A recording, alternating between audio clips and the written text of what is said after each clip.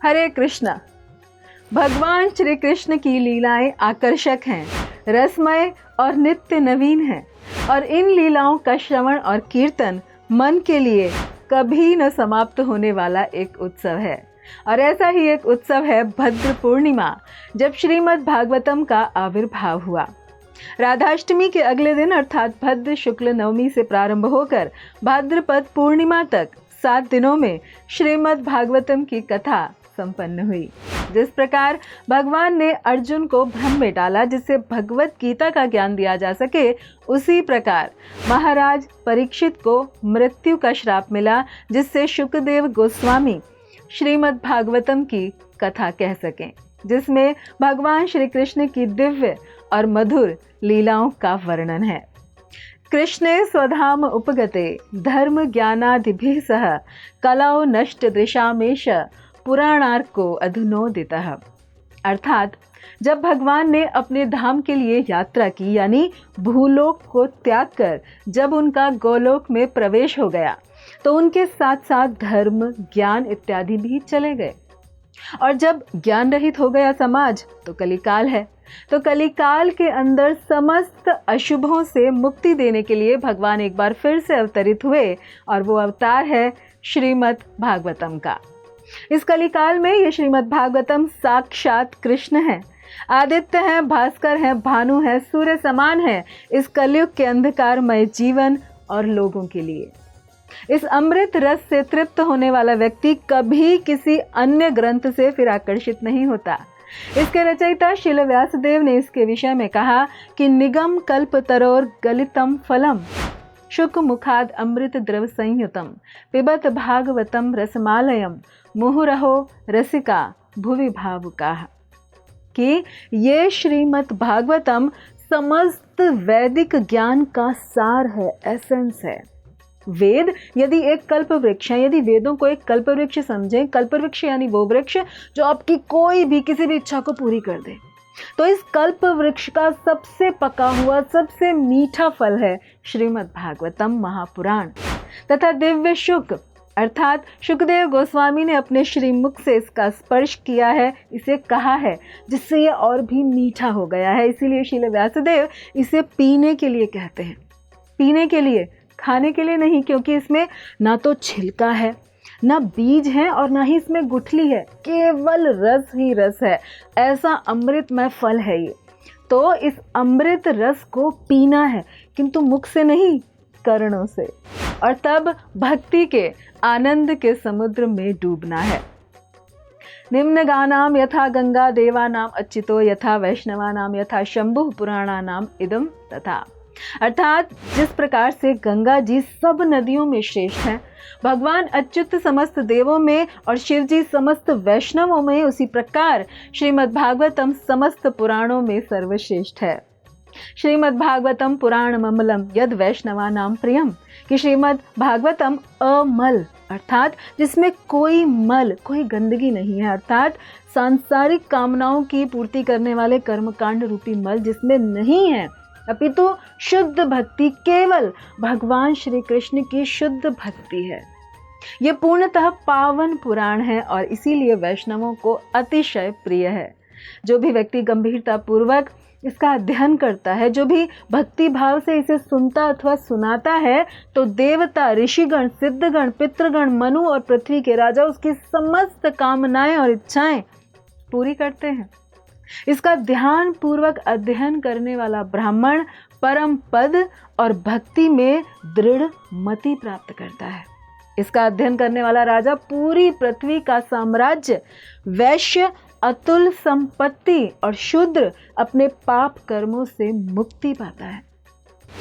इतना ही नहीं, श्रीमद् भागवतम के ही अनुसार जो व्यक्ति भद्र पूर्णिमा के दिन श्रीमद् भागवतम को उपहार के रूप में दूसरों को भेंट करता है, दान करता है, तो वो भगवत धाम जाने के योग्य बन जाता है।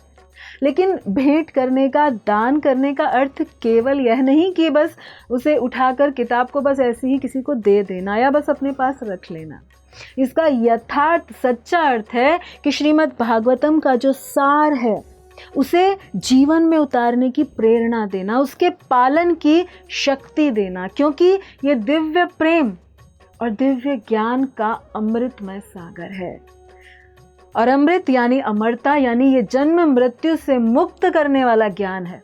इस विषय में एक सुंदर लीला है। संक्षिप्त में कहते हैं, एक बार पार्वती माता को उनके गुरुदेव ने पूछा कि तुम्हारे पति जो मुंड माला पहनते हैं, क्या तुम जानती हो वो किनके सर हैं? पार्वती जी ने कहा कि नहीं गुरुदेव। गुरुदेव ने कहा कि अरे वे तो स्त्रियों के सर हैं। वो किन स्त्रियों के सर अपने हृदय के पास लटका कर रखते हैं, क्या तुम्हें इसकी कोई चिंता नहीं? ये सुन व्याकुल पार्वती जी शिव जी के पास जाती हैं और पूछती हैं। शिव जी के बार बार मना करने पर भी जब वो नहीं मानती तो शिव जी उन्हें बताते हैं कि ये उनके ही यानी पार्वती जी के ही सर हैं, उनके पूर्व जन्मों के। शिव जी ने कहा कि जब भी पूर्व जन्मों में तुमने प्राण त्यागे तो तुमसे प्रेम के कारण मैं तुम्हारे सर को रख लेता, और तब बाद में अनेक जन्मों के बाद मैंने उन सभी मुंडों की यानी सरों की एक माला बना ली, मुंड माला। ये सुनकर पार्वती जी बहुत प्रसन्न होती हैं, किंतु उनके मन में फिर एक प्रश्न आया कि प्रभु मैं बार बार शरीर बदलती रही किंतु आप वही रहे ऐसे ही, ऐसा क्यों? तब शिव जी ने कहा क्योंकि मैंने अमर कथा सुनी है। तो पार्वती जी ने कहा तो कृपया मुझे भी सुनाइए। शिव जी ने कहा अच्छा बताता हूँ, पर और कोई इसे ना सुने। ऐसा सोचकर शिव जी ने ताली बजाई।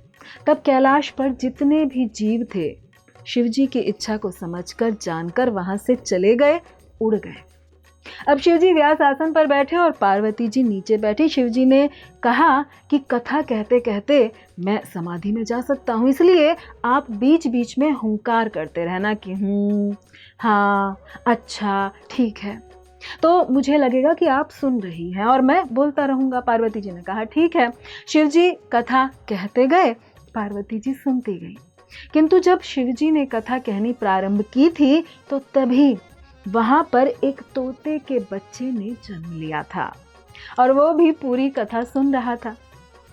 जब शिव जी 11वें स्कंध पर पहुंचे तब पार्वती जी को तंद्रा आ गई, किंतु वो शुक सुनता रहा और उसने सोचा कि अगर शिव जी हुंकार नहीं सुनेंगे तो चुप हो जाएंगे, इसलिए वो शुक ही यानी वो तोता हुंकार करता रहा, अच्छा, अब जब शिव जी कथा संपन्न कर ही रहे थे कि तभी पार्वती जी उठी और बोली कि प्रभु आपने कहा कि श्री कृष्ण ने उद्धव को दिव्य ज्ञान दिया, तो फिर उसके बाद क्या हुआ? शिव जी ने कहा कि अरे मैंने तो सब कह सुनाया, क्या तुम सो रही थी? पार्वती जी ने स्वीकार किया कि मुझे नींद आ गई थी। तो फिर हुंकार कौन कर रहा था? शिव जी ने पूछा। तभी उन्होंने एक छोटा शुक वहां देखा। तब इस दिव्य लीला में लीला करते हुए शिव जी ने उस तोते को अपने त्रिशूल से मारने को भागे कि तब तक वह शुक उड़ता उड़ता व्यासदेव के आश्रम में पहुंचा और श्रील व्यासदेव की पत्नी के मुख से होता हुआ उनके गर्भ में प्रतिष्ठित हो गया। व्यासदेव के प्रश्न करने पर कि आप यहाँ कैसे, तब शिव जी ने कहा कि मैं एक तोते को ढूंढ रहा हूँ, मुझे उसका वध करना है। उसका दोष क्या है? ऐसा पूछने पर शिव जी ने कहा कि उसने मेरी अनुमति के बिना अमर कथा सुनी है, अब मैं उसे नहीं छोड़ सकता। तब व्यासदेव ने कहा कि यदि उसने अमर कथा सुन ली है तो अब तो वह अमर हो चुका है, आप कैसे उसे मार सकते हैं?